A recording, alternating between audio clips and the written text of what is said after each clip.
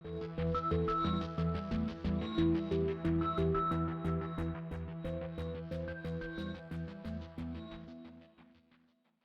people of African descent have always been a part of America. From the days of America's founding, Black people have been here, and our history is intertwined with all that it means to be an American. By thinking about the role and the experiences of African Americans in American life, it forces us to wrestle with both our most glorious and our most inglorious moments as Americans. And it makes us do so with a sense of hope and a sense of moving towards what we were founded to create. You know, I have a very special relationship with Black History Month. I'd like to actually tell a little story. My grandmother, who was born in 1917 and grew up in Locust Grove, Georgia, had only two books in her house. And one of them was the Bible, and the other one was The Negro in Our History by Carter G. Woodson. That book, which is actually a giant tome covering life or the history of people of African descent from the time they were in Africa until the time the book was written in 1922, was actually her high school history textbook. And that book and the work of Carter G. Woodson actually launched Black History Month.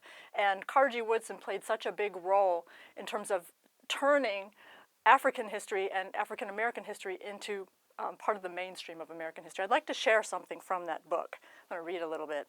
He said, "The purpose in writing this book was to present to the average reader in succinct form the history of the United States as it has been influenced by the presence of the Negro in this country.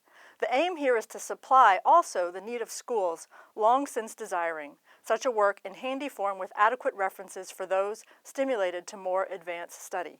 He goes on to say that one of his goals in presenting this book is to show what the Black race has contributed to civilization. So he begins with the story of Africans in Africa, and he ends up with the topic of Black Americans and social justice. It's a theme that has continued since the time he wrote that book, and I think even though we tend to emphasize Martin Luther King Jr. and the civil rights history, we need to go farther back and take a look at figures like Carter G. Woodson, who really got us started on this path to Black History Month.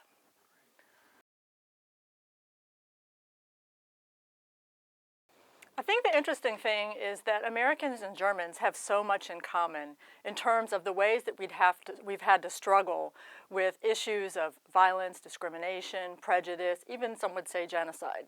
You know, and I think that in America, one of the great benefits of our very diverse and multicultural society is that there's been such a creative proliferation of ways of dealing with racialized or ethnic or religious conflict-oriented issues. I think that what we have to learn or what Germans can learn from Americans is that there are a diversity of ways to build reconciliation. There isn't just one way.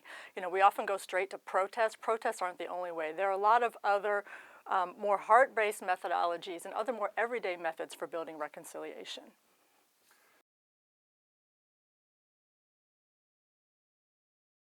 I think that to build bridges, we really have to start with a certain set of premises.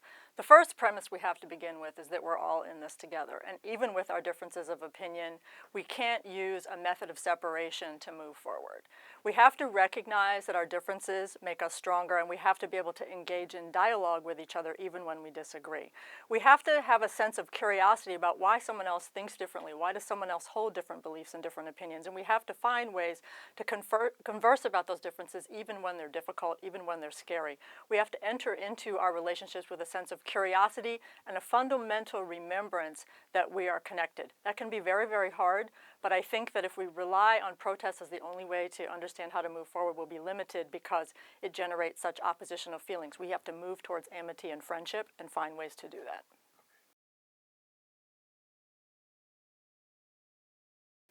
I think that there are so many things that people can do on an individual level and in their everyday lives to advance reconciliation, well-being in their communities.